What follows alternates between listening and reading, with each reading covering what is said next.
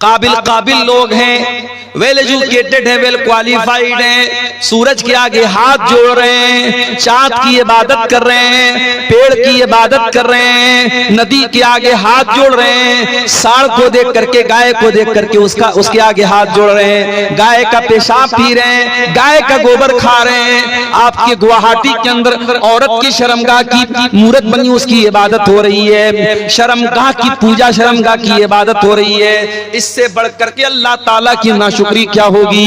पैदा करने वाला अल्लाह, जिंदगी देने वाला अल्लाह, ऑक्सीजन चलाने वाला, ऑक्सीजन देने वाला अल्लाह, रोजी रोटी का मालिक अल्लाह, और अल्लाह की धरती पर रह करके अल्लाह की ऑक्सीजन में सांसें लेकर के इंसान शर्मगाह की इबादत कर रहा है। इससे बढ़ के नाशुक्री क्या होगी?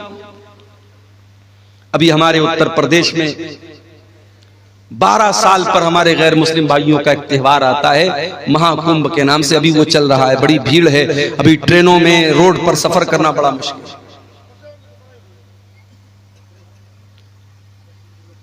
इलाहाबाद के अंदर, प्रयागराज के अंदर सारे देश भर से संत साधु आए हुए हैं, मीडिया वाले खूब कवरेज दे रहे हैं। उसमें ऐसे भी साधु लोग आते हैं, ऐसे भी बाबा लोग आते हैं। कोई 10 साल से अपना हाथ ऐसे उठाए हुए है और उसी को बहुत बड़ी इबादत समझ रहा है। कोई नंगा हो करके, मादर जात बरहना है, नंगा है, बदन पर एक कपड़ा नहीं, शर्मगाह नजर आ रही है। औरत आती है, उस नंगे बाबा के आगे सजदा करती है, उसकी शर्मगाह को छू करके आशीर्वाद लेती है, और मीडिया वाले उसको कवरेज दे रहे हैं।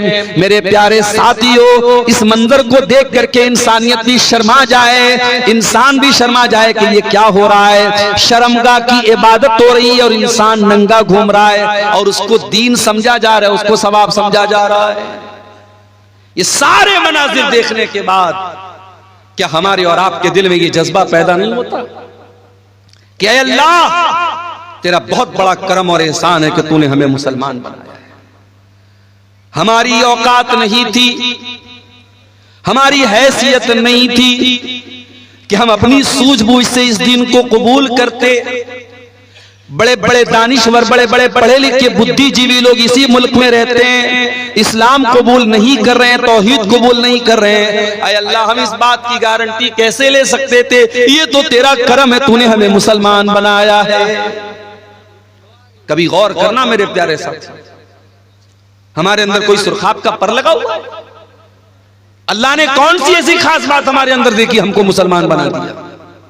ये बस उसका करम है, उसकी कृपा है, उसकी रहमत है, वरना हम किस लायक है मेरे प्यारे साथी। इसीलिए जन्नती जब जन्नत में जाएंगे तो क्या कहेंगे? वक़ालुल हम्दुलिल्लाहिल्लज़ी हदाना लिहाज़ा वमा कुन्ना लिनहतदिय लौला अन हदानल्लाह। आए अल्लाह, तेरा करम और तेरा शुक्र है, तूने हमको हिदायत की नेमत से नवाजा, इस्लाम की नेमत से नवाजा। आए अल्लाह, अगर तू हमको हिदायत न देता तो हमें ये हिदायत नहीं मिल सकती थी, हम इस हिदायत को नहीं पा सकते थे। आए अल्लाह, तेरा करम है कि तूने हमको हिदायत से नवाजा। ये अल्लाह का बहुत बड़ा एहसान है मेरे प्यारे साथी। इसीलिए 5 टाइम की नमाज में हम बार बार अल्लाह ताला से क्या दुआ करते हैं? इहदिनस सिरातल मुस्तकीम। आय अल्लाह, तू सिराते मुस्तकीम पर हमको चलाना, अपने सीधे रास्ते पर चलाना, इस्लाम के ऊपर चलाना। सिरातल लज़ीना अनअमता अलैहिम। आय अल्लाह, उनके रास्ते पर चलाना जिनके ऊपर तेरा करम हुआ, तेरा इनाम हुआ। आय अल्लाह, नबियों के रास्ते पर चलाना। आय अल्लाह, सिद्दीकीन के रास्ते पर चलाना। आय अल्लाह, शुहदा के रास्ते पर चलाना। आय अल्लाह, सालिहीन के रास्ते पर चलाना। गैरिल मग़दूबि अलैहिम वलद्दाल्लीन। आय अल्लाह, उनके रास्ते पर तू न चलाना जिनके ऊपर तेरा गजब नाजिल हुआ, उनके रास्ते पर न चलाना जो भटक गए। आय अल्लाह, यहूद और नसारा के तरीके पर न चलाना। ये दुआ करते हम सूरह फातिहा की शक्ल में 5 टाइम की नमाज में, हर रकात में हम ये दुआ करते हैं। ये इतनी बड़ी नेमत है मेरे प्यारे साथियों, इस्लाम के इस नेमत को हम बार बार अल्लाह से। इसीलिए कुरान में हमको ये दुआ सिखाई गई, रब्बना ला तुज़िग़ क़ुलूबना बअद इज़ हदैतना व हब लना मिन लदुनका रहमह इन्नका अंतल वह्हाब। ईमान वाले ये दुआ करते हैं, ऐ परवरदिगार, जब तूने इस्लाम की नेमत से हमको नवाजा, जब तूने हिदायत की नेमत से हमको नवाजा, आए अल्लाह दोबारा हमको भटकने न देना, गलत रास्ते पे जाने न देना, शिर्क के रास्ते पर जाने न देना, कुफ्र के रास्ते पर जाने न देना। आए अल्लाह, जब तूने हिदायत की नेमत से नवाजा तो फिर हमारे दिल की हिफाजत करना। इसी झारखंड की सरजमीन पर रांची बहुत मशहूर शहर है, झारखंड कैपिटल है आपके स्टेट की। नुसरत जहां नाम की एक लड़की, पांचों टाइम की नमाजी, रोजेदार, उलमा के बयान सुनने वाली, एक दीनी बैकग्राउंड, एक रिलीजियस बैकग्राउंड से ताल्लुक रखने वाली लड़की मुर्तद हो जाती है और नुसरत जहां से निशा सिंह बन जाती है। कभी आपने सोचा कि ये वाकयात क्यों हो रहे हैं? आपके लिए तो एक न्यूज है साहब, अखबार में खबर आ गई, हमने एक न्यूज की तरह, एक समाचार की तरह सुन लिया। माफ करना मेरे प्यारे भाइयों, अगर आपकी कौम की कोई लड़की निशा सिंह बन रही है नुसरत जहां से, तो पूरी कौम के लिए सोचने का मकाम है। पूरी कौम के चेहरे के ऊपर बहुत बड़ा थप्पड़ है कि आप अपने दीन की अहमियत भी अपनी कौम की बच्चियों को न बता सके। ओ साल में एक बार जलसा करा करके अपनी लड़कियों को दीन सुनाने वालों, तुम्हारी बेटियां अगर दीन की अहमियत को जानती, अगर इस्लाम की नेमत को जानती, तो कोई नुसरत जहां आज निशा सिंह न बनती। इस्लाम को जाना ही नहीं हमने, इस नेमत की कद्र कीमत को जानती अगर वो औरत, तो कभी मेरे प्यारे साथियों इस्लाम को छोड़ने की जुर्रत न करती। अरे इस्लाम तो वो नेमत है जिसको पाने के लिए सहाबे किराम ने सब कुछ कुर्बान कर दिया। इस्लाम तो इतनी बड़ी नेमत है। सुमैया बिन्त खय्यात को देखो, जवान बेटा सामने खड़ा हुआ है।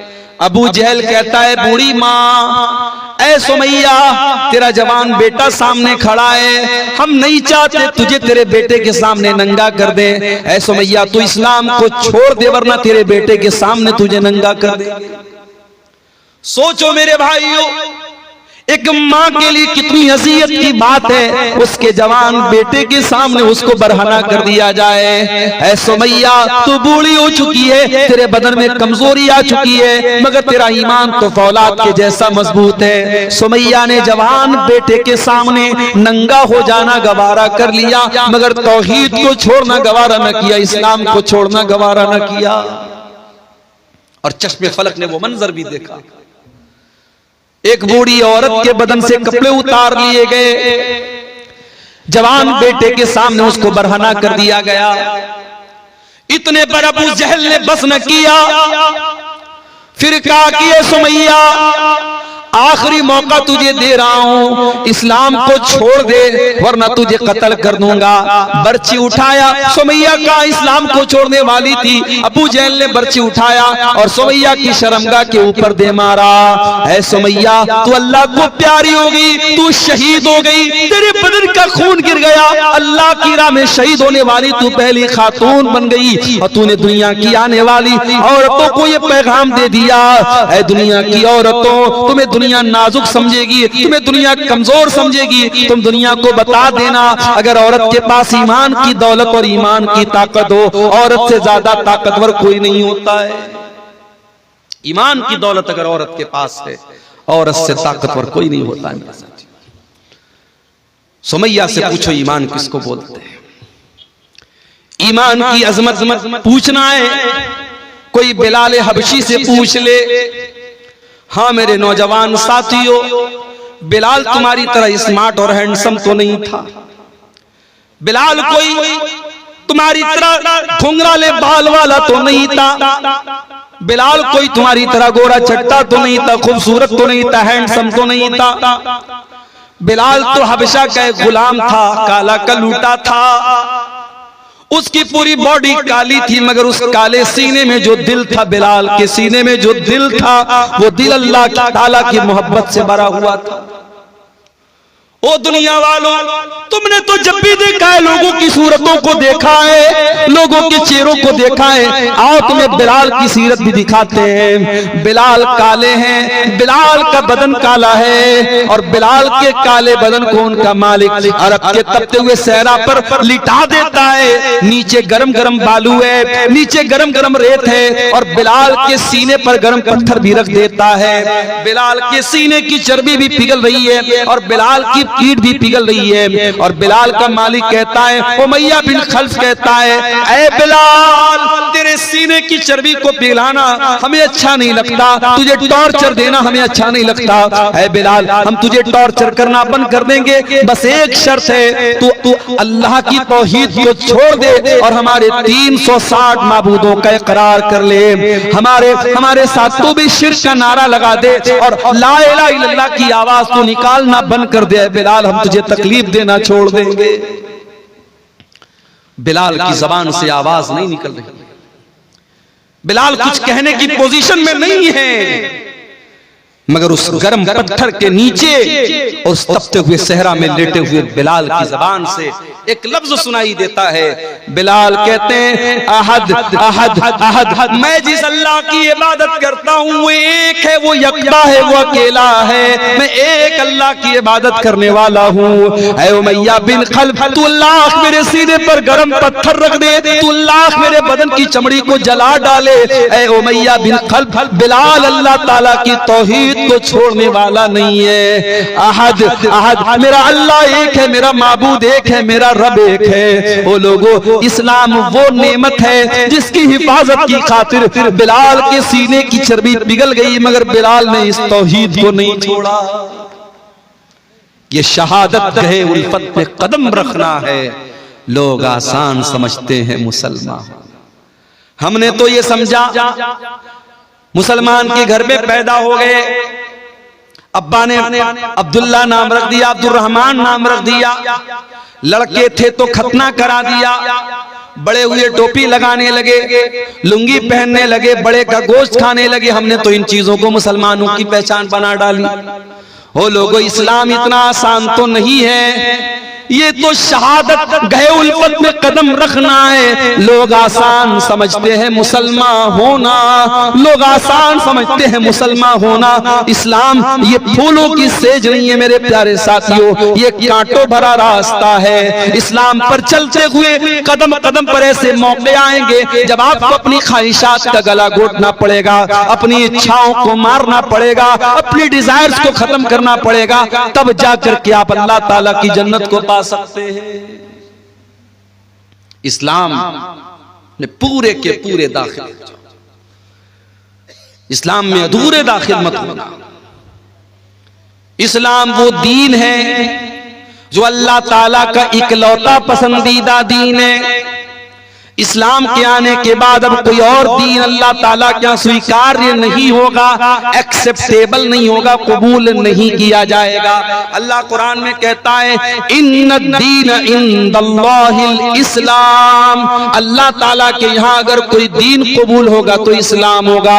अल्लाह फरमाता है, वमन यब्तगी गैरल इस्लाम दीनन फलन युक़बल मिन्हु व हुवा फिल आखिरति मिनल खासिरीन। तुम इस्लाम को छोड़ करके कोई और मजहब लेकर के आओगे, तुम जितनी भी नेकी का पहाड़ लेके आ जाओ, अगर इस्लाम के अलावा कोई और मजहब लेकर के आओगे कबूल नहीं किया जाएगा। दुनिया के और मजहब में अल्लाह को खुश करना है, शादी नहीं कर सकते। बड़े बड़े ईसाइयों के गिरजाघरों में चले जाओ, वहां आपको ऐसी औरतें मिलेंगी जिनको नन कहा जाता है।